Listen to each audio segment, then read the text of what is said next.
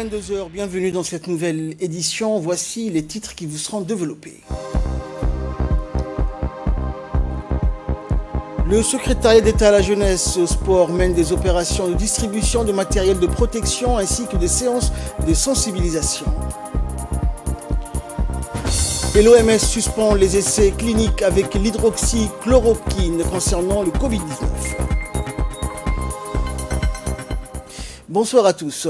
Suite à des activités lancées par le secrétariat d'État à la jeunesse et au sport dans le cadre du programme national établi par le gouvernement afin de lutter contre la propagation du Covid-19 dans notre pays, un comité mixte constitué des jeunes leaders des quartiers et des agents de terrain du secrétariat d'État ont procédé à une opération de distribution des seaux d'eau servant au point de lavage des mains dans les différentes communes de la ville de Djibouti. Puis s'en est suivi une campagne de sensibilisation de porte à porte dans le but d'expliquer l'importance du dépistage massif aux personnes concernées et puis les mesures d'hygiène à adopter dans les maisons et en dehors des maisons, en particulier quand les personnes se rassemblent en même temps et au même endroit. Ces séances ont été menées, comme annoncé précédemment, par les jeunes leaders des quartiers et les agents de terrain du secrétariat d'État à la jeunesse et au sport.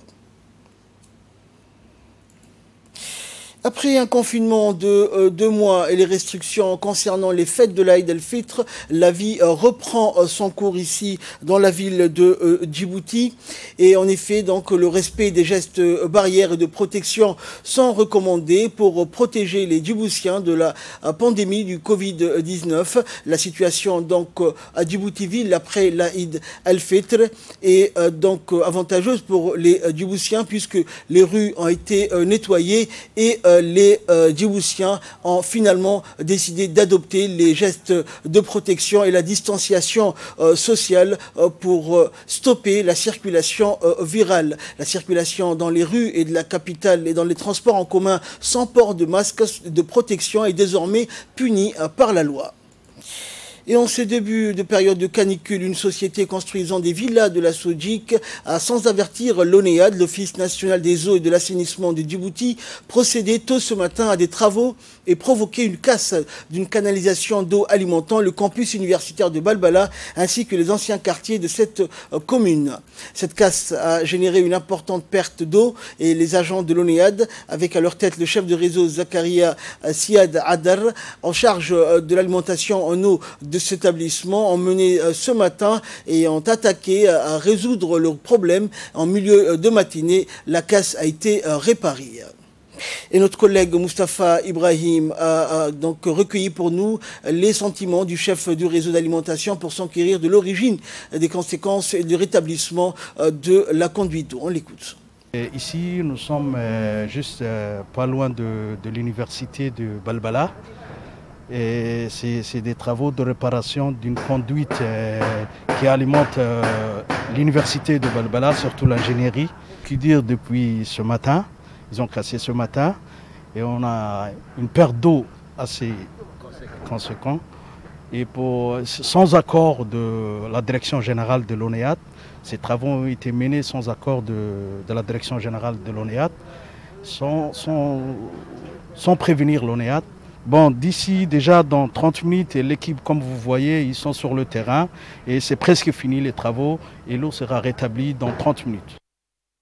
Et page nécrologie à présent, nous avons le regret de vous annoncer le décès de feu Hawa Moussa Bachir, décédé dimanche à l'hôpital général Pelletier. La défunte était la veuve de l'ancien chef du village de Yoboki, Moussa Abdallah, âgé de 73 ans. La défunte a laissé derrière elle 4 enfants et 6 petits-enfants. Hawa Moussa Bachir était la mère de l'actuel directeur des ressources humaines au service de la météorologie. Qu'Allah Tout-Puissant l'accueille en son paradis éternel. Inna lillahi wa inna ilayhi raji'un. Autre page nécrologie dans cette édition, nous avons le regret également de vous annoncer le décès de Ali Douxié Rayalé, survenu à l'hôpital Pelletier hier 25 mai. Le défunt, né en 1930 à Ali Sabié, laisse derrière lui une nombreuse famille, 15 enfants, une veuve, 15 enfants, 68 petits-enfants et 50 arrière-petits-enfants. Le défunt Ali Douxié était un ancien responsable du chemin de fer Djibouti-Éthiopie durant 47 ans avant d'effectuer 2 mandats de parlementaire entre 19 1977 et 1988. Et en ces douloureuses circonstances, nous partageons la douleur de la famille à qui nous présentons nos sincères condoléances et prions le tout miséricordieux d'accueillir le défunt en son paradis éternel. Inna lillahi wa inna ilayhi raji'un. L'Organisation mondiale de la santé dans l'actualité internationale a annoncé la suspension temporaire des essais cliniques avec l'hydroxychloroquine menés avec ses partenaires dans plusieurs pays. Et la décision fait suite à la publication d'une étude jugeant le traitement inefficace, voire néfaste pour les patients atteints de Covid-19. La décision fait suite à la publication d'une étude la veille dans la revue médicale jugeant inefficace, voire néfaste, le recours à la chloroquine et à ses dérivés comme l'hydroxychloroquine contre le Covid-19. C'est ce qu'a indiqué le directeur général de l'OMS, Tedros Adhanom Ghebreyesus, au cours d'une conférence de presse. Il y a plus de 2 mois, l'OMS a lancé des essais cliniques pourtant notamment sur l'hydroxychloroquine baptisée Solidarité dans le but de trouver un traitement efficace contre le Covid-19. 2000 morts de moins, l'Espagne revise son bilan à la baisse. En ce jour, l'Espagne a enregistré 26 834 décès liés à l'épidémie et nous avons donc apporté des corrections, a-t-il indiqué, aux chiffres jusque-là indisponibles. Le confinement strict mis en place le 14 mars est progressivement levé. Enregistré 26 834 décès liés à l'épidémie contre 28 750 des morts annoncés la veille. Les confinements stricts mis en place le 14 mars est progressivement levé. Dans certaines régions moins touchées par l'épidémie, on est entré dans la deuxième phase du déconfinement avec réouverture des piscines et des plages. C'est le cas dans les archipels des Baleares et des Canaries ou une partie de l'Andalousie. Les deux grandes villes du pays, Madrid et Barcelone, ne sont qu'à la première phase du déconfinement. Par ailleurs, les déplacements d'une province à l'autre restent interdits. Enfin, les autorités n'envisagent pas de réouverture de frontières aux touristes étrangers avant les mois de juillet.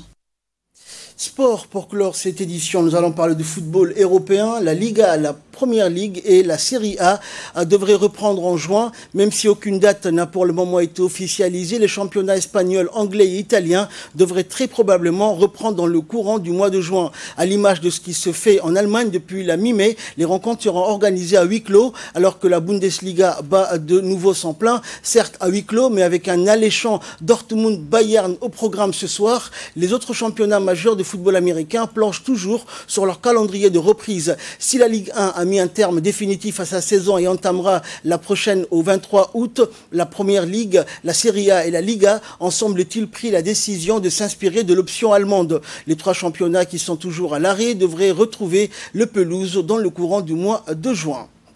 C'est ainsi que prend fin cette édition. Merci pour votre très aimable attention et excellente soirée sur Télé Djibouti.